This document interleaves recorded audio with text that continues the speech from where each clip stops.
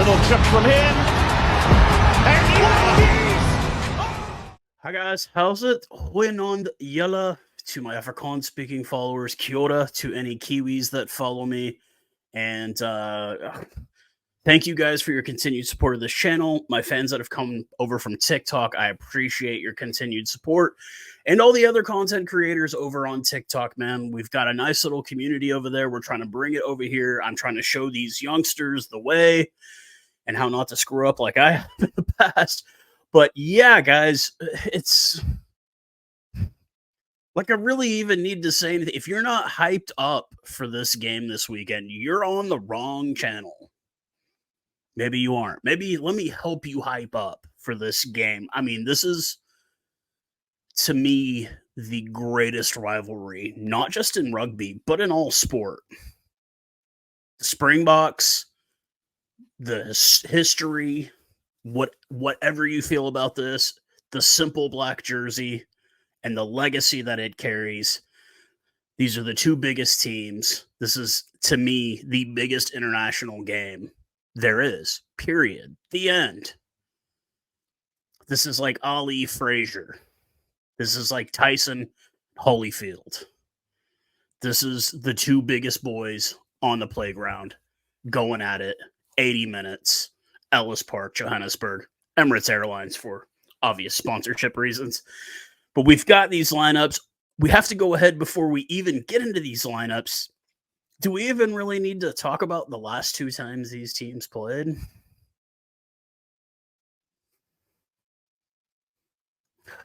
What a great day. What a great day for Springbok fans. Whether you're in the Republic, whether you're in the UK, Australia, New Zealand, or right here in Denton, Texas, USA. What an absolutely great moment for us as fans.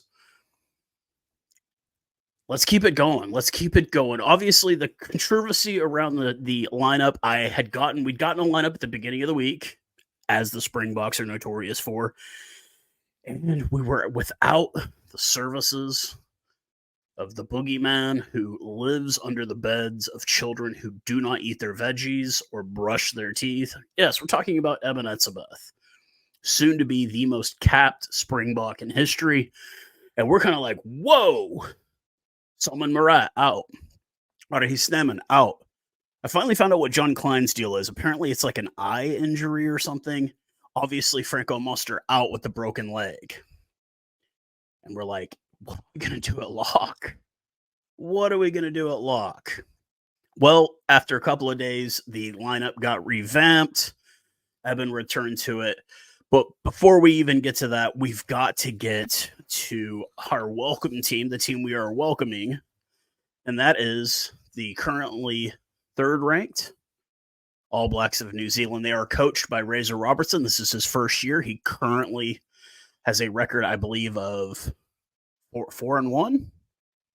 Wait, no. So the two over England, lost one. So, the Fiji game. Anyways, he's lost one game. It was round one against the Pumas of Argentina. They are back home in Argentina welcoming the Wallabies. Won't be talking about that too much, maybe on the post game a bit. But they are welcoming back their captain at lock. Let's go ahead and go through this lineup as we always do. We always go through the visiting team. I did print it out this week, guys. So front row consisting of Tamaiti Williams and Tyrell Lomax with Cody Taylor at hooker. He is vice captaining. Scott Barrett returns into the captaincy role in that number 4 jersey with Tupou Vaa'i will be his locking partner. Ethan Blackadder will be getting the start at 6, and Sam Cane, potential redemption. Yes, Sam Cane's red card in the World Cup final. And also vice captaining the team. There are 3 vice captains here. It's a little weird to me. Artie Savea, the best number 8 in the world. I don't think very many people would argue with me about that one. The veteran TJ Perenara will be leading the Haka and also in that number 9 jersey with Damian McKenzie, the Waikato Chief, at the number 10. Speedy, alternate weight. He's either big or he's small. Caleb Clark will be getting the start in the number 11 jersey, and his opposite will be Will Jordan, still looking to bounce back from that injury that took him out of Super Rugby this year. Jordy Barrett vice captaining as well, with Rico Iowani at center, and anchoring it all off is former back-to-back World Player of the Year Beauden Barrett. A 5-3 split off the bench for Razor Robertson, as Asafo Amua, Ofa Tuanga Fasi, and Fletcher Newell will be the front row replacements. Sam Derry, the rookie, I guess he's had a couple of caps now. The lock will be the lock replacement, and Finau will be the final flanker, number 8 replacement, whatever he may be. Cortez Radama will be the scrum half replacement for the All Blacks, with Anton Leonard-Brown, the center replacement, and half South African Mark Talea to round out the match day 23. Now we go over to the mighty Springboks, coached by Dr. Rassie Erasmus. Currently, his record returning as a head coach, he does have the one loss to Ireland. The front row will consist of Oxen Che and Franz Malherba. They will be flanking Bongi Manambi at hooker. Peter Steph Totoy goes from 7 to 5 to 4 and will be starting at number 4 as the lock. And Ruan Norke looking at his third cap for the green and gold. Captain Sia Khaleesi holding it down in the 6th spot, with Ben Jason Dixon, who, through discussions, has been called Peter Steph Totoy version 2.0, will be the other flanker, with making a return after a long suspension there, Jasper Fisa. Jacobus Kobus Reinek, one of my favorites, will be getting the start at number 9, and the newest darling of the Springbok nation, Sasha Feinberg, getting the start at number 10. Of course, Kurtley Arenza, Cheslin Colby, the more than capable wings. And then the center duo of the Milnerton grad, Damien Dialende, and the KZN's own Jesse Creel. And anchoring it all off, Afalela Fassi.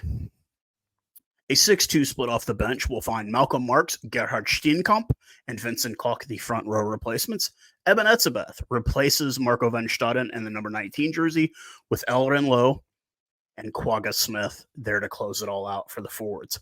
Speedy Grant Williams still not getting the start. I think some people would disagree with that. And the veteran Andre Pollard at the number 23 jersey. So I want to go ahead and start off with the All Blacks. I had made a post earlier today on TikTok, and I'll see if I can put the image up.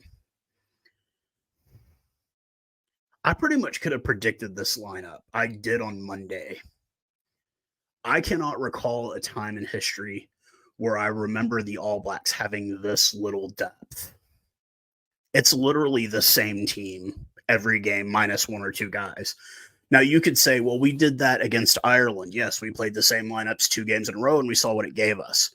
We played a strong lineup in the first game against the Wallabies, and then we played a bunch of young, inexperienced guys in the second game.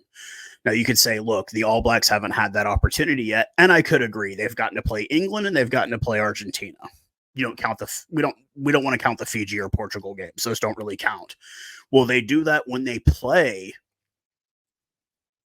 the Wallabies for the Blood is Low Cup. I think in the first game, not so much. Second game, probably yes. But still, I can't remember a time when they just didn't have ridiculous depth. They have 5 wingers, couple of center, like they don't have ridiculous depth. They don't have multiple 10s. They've got Beauden Barrett at 15, who could also play 10. They've got Damian McKenzie. That's it. You could say at fullback, they've got Will Jordan and Beauden Barrett and Stephen Perifetta, but it's like you just don't see an insane amount of depth with the All Blacks, and it's just very weird for me not to see that depth. Then we switch over to the Springboks, and while there are, obviously, I brought up Grant Williams not starting. That was kind of an issue for me. I don't know if I'm super comfortable with Jasper Fisa starting. I feel like Eller Lowe really, he earned that starting number 8 jersey. Maybe Rassie is just giving him a shot, and I get that, but Eller Lowe has done everything that we've asked of him and more. He's been great at number 8. I don't know what it is. And I think the biggest one that everybody talked about was Afalela Fassi at number 15 at the fullback.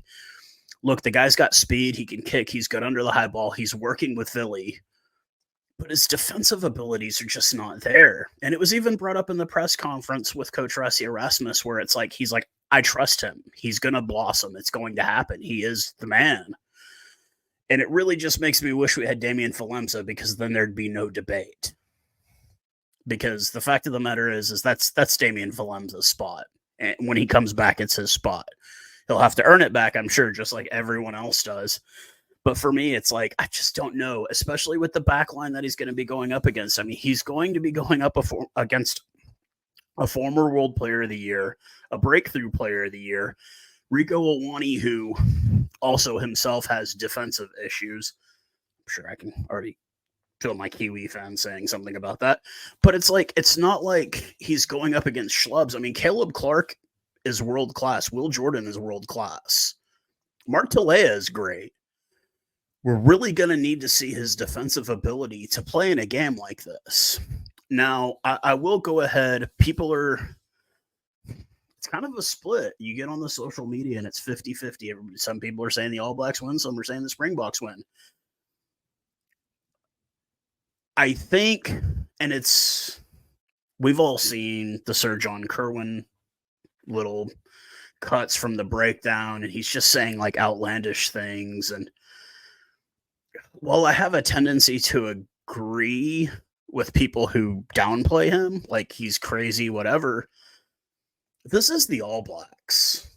This is the biggest team in the history of rugby union, at least the modern history of it.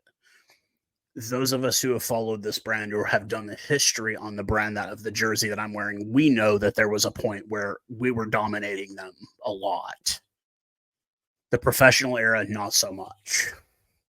But I think if any team has the ability to knock them off of that post by win percentages and by history, it's us. It's us. It's the Springboks. We have that ability.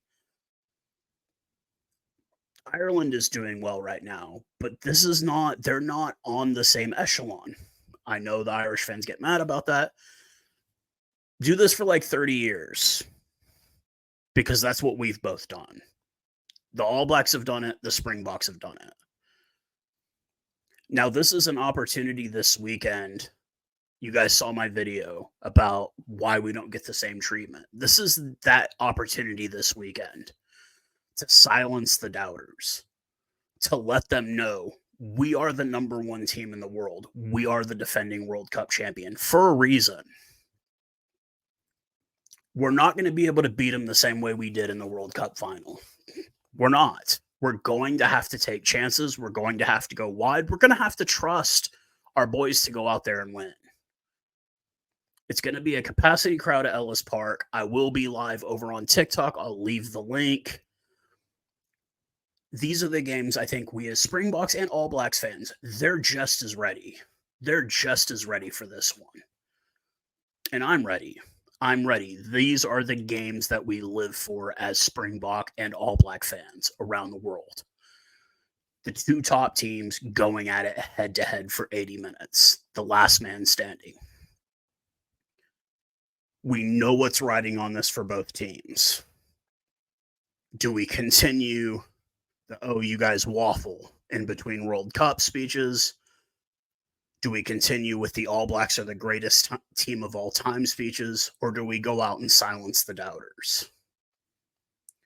Now, a lot of people have picked a close game. I am picking the Springboks by 12 points at least. This should not be a close game. Sasha Feinberg should go out and outplay Damian McKenzie with his eyes closed. Damian McKenzie is not Richie Mo'unga. He's not Bowden Barrett in his prime. Great rugby player. I will not take it away from him. You guys know me. I'm a diehard Chiefs fan.